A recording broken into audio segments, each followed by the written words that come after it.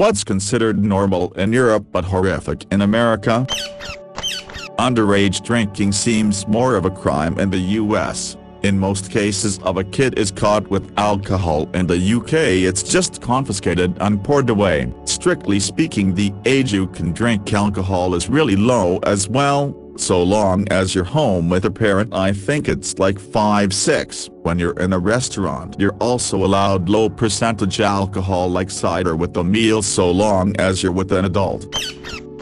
Maybe, but we also have a lot more people with an alcohol problem, not blackout drunk, but drinking everyday drunk. Because of the young age, we are literally still growing and forming our brain while pouring alcohol over it. Adults who have to drink because they feel stuff or cannot relax without are really no exception. I am Dutch. We recently raised the drinking age because of this from 16 to 18. I got my first glass of wine at age 12 when the legal age was 16. Kids now probably start at 15-16 when the legal age is 18. There are always excesses though. I did a study abroad in London my senior year of college. I was obviously already old enough to legally drink in the US, but some of the other people in my program were younger. The first month of the program for them was strictly for going to pubs and buying liquor to drink in parks. I doubt if they went to class now. If you're American, do you have non-alcoholic cider as a normal drink? And is it different from apple juice? I saw that on The Simpsons and always wondered. In the UK, cider is an alcoholic drink. If you have alcohol-free cider, it'll be sold in the same section of the supermarket as low-alcohol beer. This is what we have here in the US. Apple juice, a clear, still, non-alcoholic drink. Apple cider, an opaque, still, generally non-alcoholic cider, fairly seasonal. Sparkling cider, clear, carbonated, non-alcoholic. Once upon a time you pretty much only saw this around holidays. People would give it to kids instead of champagne. Hard cider, usually clear, carbonated, alcoholic. To be honest, I do like being in adult-only spaces in American bars. They're allowed in every pub and bar in the US. Honestly, probably has a lot more to do with since our drinking age is so high. We want to keep teens from stealing people's unfinished drinks, but the bonus of being able to smoke on a bar patio without gassing some kids, I never smoke near children, is a nice benefit. I live in the United States and grew up in a small town. When I was a kid we used to go to bars with our parents all the time. We threw darts, shot pool, and sometimes played those arcade games. But being a small town, the bartenders knew everyone, so even if you were a very convincing looking 20-year-old you still couldn't get served. We also given the bottom of a pint of beer from time to time if you were with your dad. That seems to depend regionally. In many areas it's seen as a luxury item. Interestingly, America saved the manual transmission in sports cars. Because sports cars are usually rather expensive in Europe, they are more likely to be bought with an automatic transmission, and automatics are faster than manuals now. Whereas in America a manual is seen as being a feature because it increases the fun factor of your new fast toy. BMW was going to ditch the manual in their M cars and only kept it because of the North American market. Doesn't apply to every European country, but prison sentences are a lot shorter. Life in prison without parole is extremely rare and many countries do not have such sentences. For example, the maximum sentence here in Finland is called life in prison, but the average time spent in prison before release is 13-14 years for them. Same in France, maximum sentence you can get is life sentence with no possibility of parole for maximum 30 years, but it's very rarely applied and most likely one day you will get out. Recently a murderer who killed his whole family while faking to be a doctor, was freed after spending 25-26 years in prison. His sentence was life in prison without possibility of parole for 22 years. Here in Greece it's the same. I'm looking into moving right now and actually would prefer it if the new apartment doesn't have an oven, fridge, dishwasher etc., cause I will be bringing my own and then I'll have to sell them or something also. Yes, home ownership is extremely rare. Most people rent unless their parents or grandparents owned an apartment, especially for us 20-somethings. It's so out of reach, we don't even consider it. We can barely afford rent as it is. Ah yes, when I was working in Germany for a short while, my colleagues were in complete shock and disgust when I told them that I'm buying a home in my country. I'm as a European, with a used kitchen, and not planning on changing it to a new one. I was like, why would I do that? Who does that? They said that's just flat out disgusting to cook etc. where someone else used to. I still don't get it. You guys change the tub or shower too? Opt-out equals pay for a document that proves you have left the church. Put it in a safe somewhere, because if there's ever any doubt about your membership status, the burden of proof is on you, and if you no longer have this document, they'll make you pay church tax for every year you didn't pay, even if you've never been baptized ever, because your family has been atheist for generations. The state will pass on your data to the church, and the church might write you a letter demanding the names and birthplaces of your parents, so that they can check for themselves. Separation of church and state, my ass. Same thing in Canada. Until quite recently, the cardholder always had to enter their PIN when paying for something. A few years ago, contactless pay, tap, was introduced, and now most cards have a spending limit for how much you can tap pay. Anything over that, you insert your chip and enter the PIN. Restaurants are either pay at the counter or the server will bring a machine. I'm an American that immigrated to Canada, and I remember finding this out when I moved here. I remember holding up my debit card to signal a waiter, expecting him to take it and being confused when he left after I did that. He then came back with the machine, and I then realized that this worked differently here.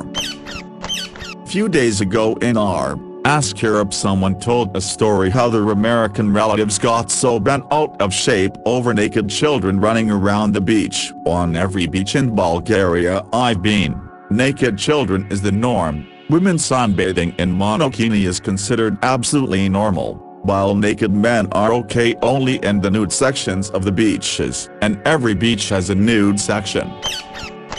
I was in Croatia back in July, and a tour guide talked about different tourists' attitudes toward nudity. He said Americans are never naked or topless on the beach. Some French and Italians might occasionally go topless. Croatians are similar to the French and Italians. But Germans, the Croatians put signs up on beaches where nudity isn't allowed, and the signs are written only in German. He said the German tourists would be naked as soon as they could see the water otherwise.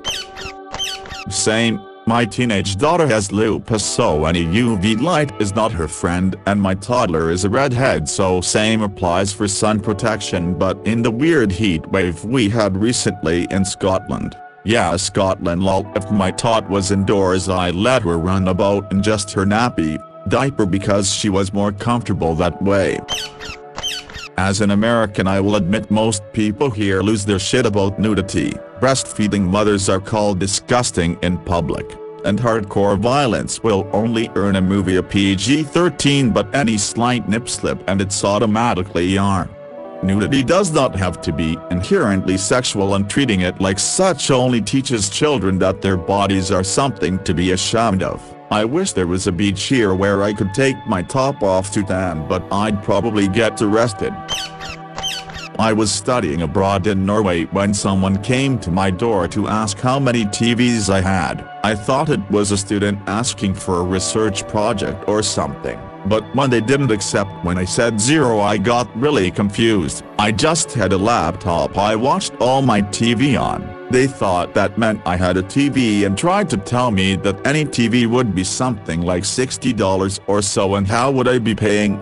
I can't remember, it's been a long time. I of course was 100% convinced I was being shaken down by a con artist or something. It rose to the level that they came into my apartment, without my permission, and looked around for a TV and was acting like they didn't believe I didn't have one. Eventually they just went away. It was a bizarre encounter that likely wasn't helped by the fact my Norwegian did not expand much past "where is the bathroom, and how are you" at that point. This is also not normal in the UK, but perfectly normal in some European countries on the continent. Being from the UK, I was surprised the first time I went into a hotel spa abroad, and literally all the men and women in there were completely at ease with being naked. No attempt whatsoever to cover genitals when in Rome.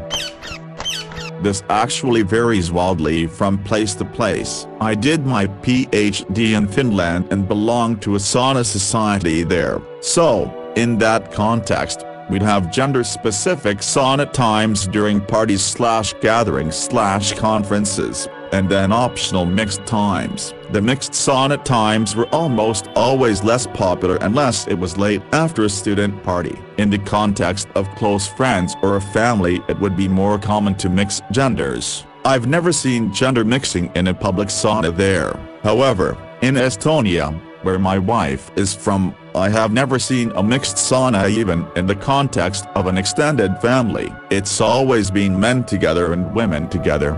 Little kids go everywhere. Only a nuclear family would mix genders in my experience. I live in Norway now, and though I've just moved, my impression is that most people here cover up in saunas. This would be heavily frowned upon in Finland and Estonia, and seen as unclean.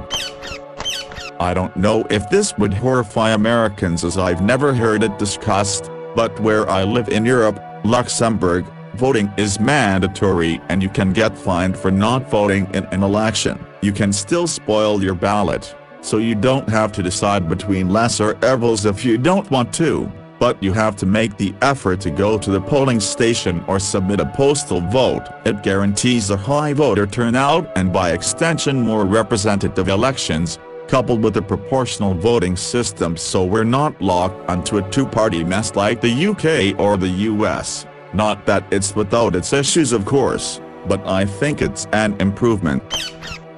I'll see here, yes, voting is mandatory for all council, state and federal elections. You're supposed to enroll to vote when you're 18. Some people don't. I moved from New South Wales to Queensland years ago and got fined X3 for missing at SW elections. Wrote back each time to say I had moved interstate, so I never had to pay those fines.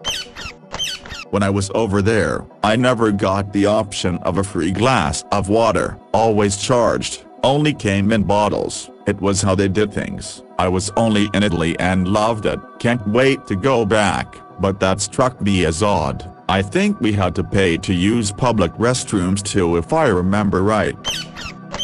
I never figured out tipping in Ireland, like I was told tipping a bartender was borderline rude because they are perceived as professionals, but that not tipping hotel bartenders would also be rude, and that sometimes you tip by rounding to the nearest full note and sometimes percentage, like a tipping system works, and a non-tipping system works. But I felt like I was in this weird in-between where I didn't know what the fuck I was supposed to do.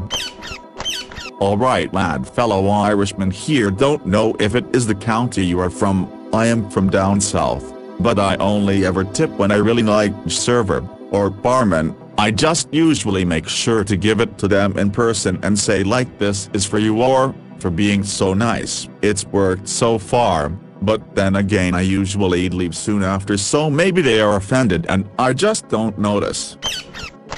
Stealing a baby is like trying to steal someone's student loans debt. To me it's insane that it does happen. Yet I know that it's common in some parts of the world. It's been a while since I was involved in hospital security, but the profile of an infant abductor was an overweight woman of childbearing age, often in a bad relationship, who has been telling people she is pregnant for some time and now needs to produce one. There is often a period of time where she hangs out on the maternity ward, making friends with the nurses and staff and new moms, before finally snatching a baby and walking out. There are electronic systems that prevent this, and maternity wards are generally far more locked down than they used to be. You need to get buzzed in and buzzed out. You need to be on the approved visitor list, etc. Women who are really desperate to produce a baby have now started to go after women and babies outside the hospital,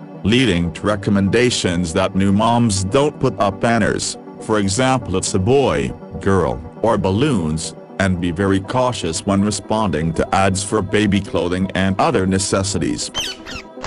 I remember a news story about that, a long time ago now. A German, I think, tourist visiting the US left her baby in their stroller outside a store while she went in to buy one thing, and was arrested. Her defense attorney had to explain to an incredulous jury that that would have been a perfectly safe thing to do in most German cities.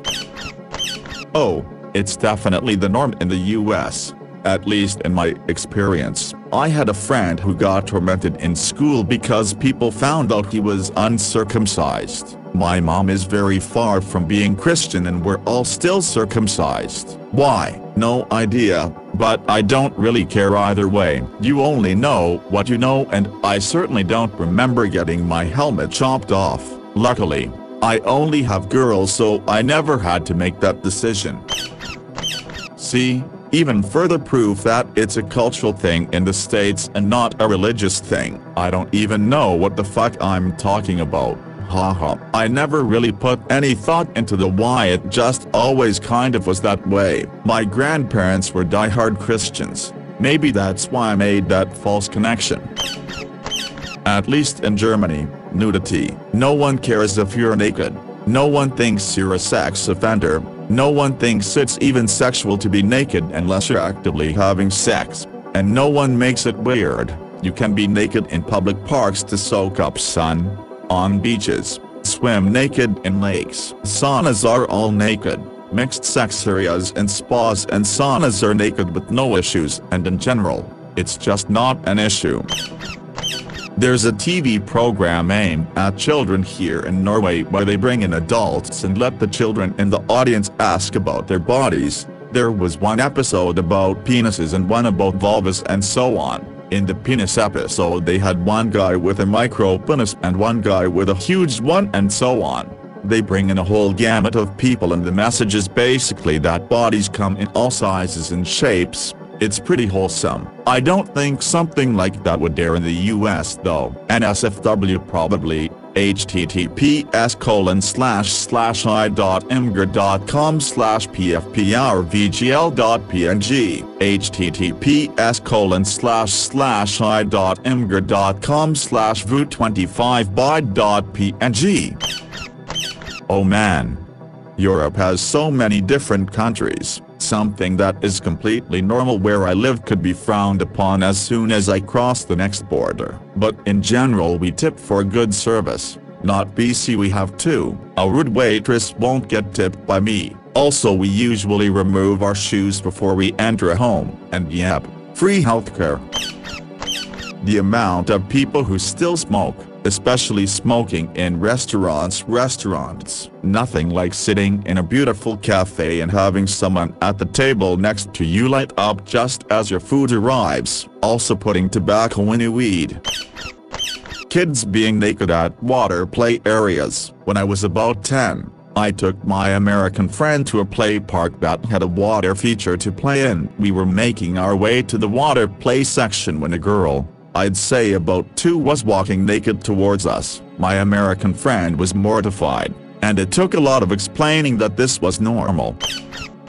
Where I'm from, mailman will just give the package to a neighbor if you're not home. If you live in an apartment, someone will let the postman in and he'll drop the parcel in the hallway somewhere for you to stumble over it. If you want a parcel to be delivered securely, you can send it with the demand of a signature. Then the postman will only hand it over to you directly or give you a notice that a parcel is waiting at the post office. But that only happens for expensive goods or sensitive documents like contracts. Heck, in the UK you can get, admittedly very weak, shandy and grocery stores, and nobody bats an eyelid. The kind you get in a pub is somewhat stronger, but I was still allowed to drink it. Was permitted a glass of wine from the age of about 12 onwards and a regular beer from 16 and up. Legal drinking age is 18, but back in the 90s very few pubs checked your age so long as you looked old enough. Apparently they're stricter these days.